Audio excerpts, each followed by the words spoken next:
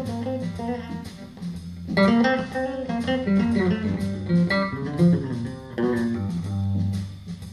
is a little bit more of the bebop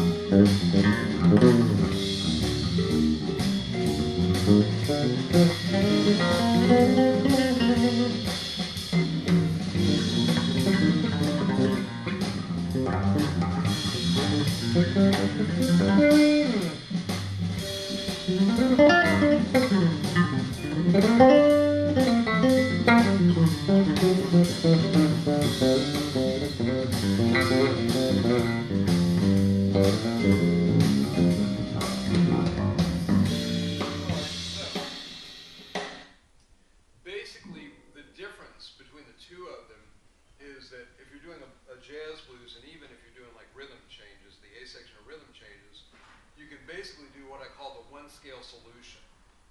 In this case, because it's a minor blues, you know, my one-scale solution is it's this minor blues in G. So my one-scale solution is going to be, you know, my G blues scale, which is just G, B flat, C, D, F, G, and then I'll put a note in between. I'll put the blue note.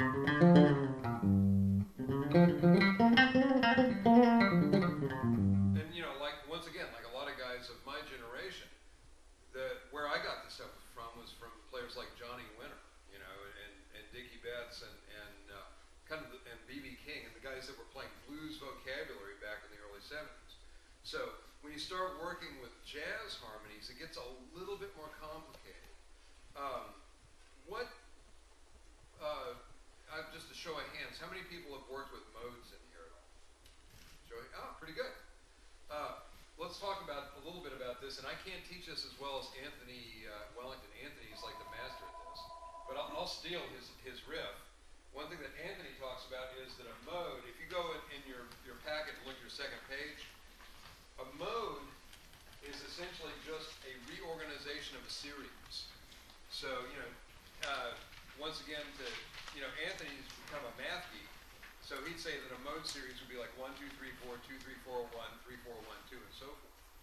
In my case, I'm just going to take a garden variety C major scale. You know, so I'm just going to take this scale. So it's C, D, E, F, G, A, B, C. Everybody generally knows this shape. The main event with this, kind of where the magic happens, is where the half steps are. There's half steps in between 3 and 4 and 7 and 8. So if I take that C, D, E, F, G, A, B, C, and then I go to the second note of the scale, which is D, D, E, F, G, A, B, C, D, that gives me what's called a Dorian mode. And actually, if I take that and I take the first, third, fifth, and seventh notes out of that scale, that gives me the chord. So if I go back to this Amen corner tune, the first chord I got to play is a G minor 7. So I got two choices here. I got more than two choices, but the two choices that I'm going to say with working with jazz harmony is, okay, I can go with the chord tones, or I can go with the scale. So, for instance, if I go back to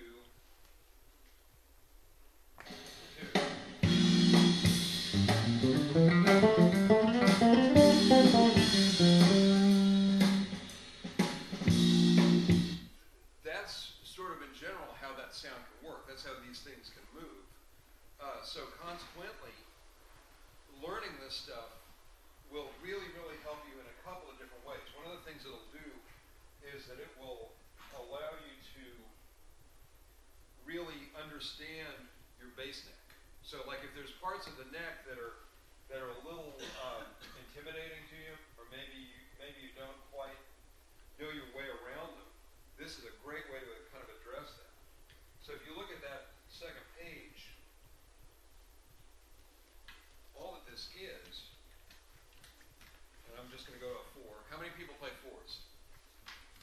How many people play 5s? How many people play 6s?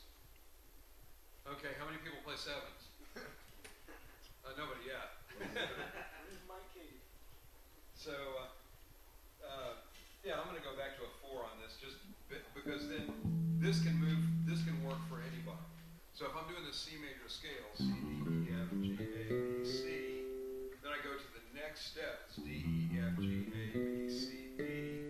That's what's called the Dorian mode if you're looking at your shape. It's the second scale. The third scale is Phrygian. And this is E, F, G, A, B, C, D, E. The fourth scale is what's called Lydian, F, G, A, B, C, D, E, F. So these are all C scales. The only thing I'm doing really is just changing the starting points. Then I've got mixed Lydian, G, A, B, C, D, E, F, G. Then I've got Aeolian or natural minor, A, B, C, D, E, F, G, A.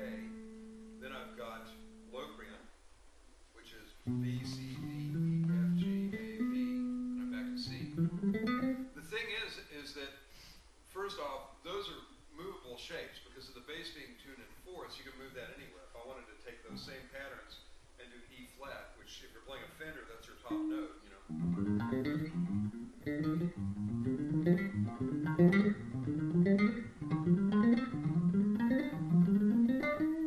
Now, playing scales is a little bit like, you know, if you're walking down the street, you're a single guy, and you see a really cute girl, and you say, hey, I want to go and have this conversation with this attractive young lady, and you go over there and go, Aardvark, a hairless South African animal that digs in the dirt for ants.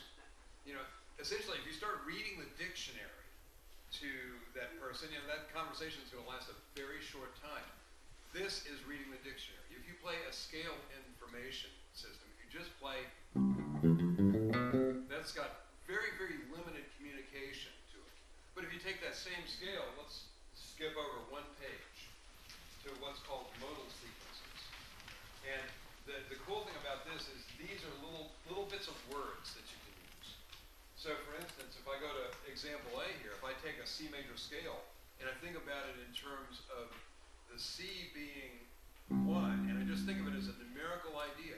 1, 2, 3, 4, 5, 6, 7, 8. If you look at A, it's this. 1, 2, 3, 4, 2, 3, 4, 5, 3, 4, 5, 6, 4, 6, 7, 5, 6, 7, 8. Generally, what I found is what you practice, you play. So if you're going to work on scales, and what you do is just play the scale like this, that's your comfort zone. So if you take a scale idea, if you're working on the modes,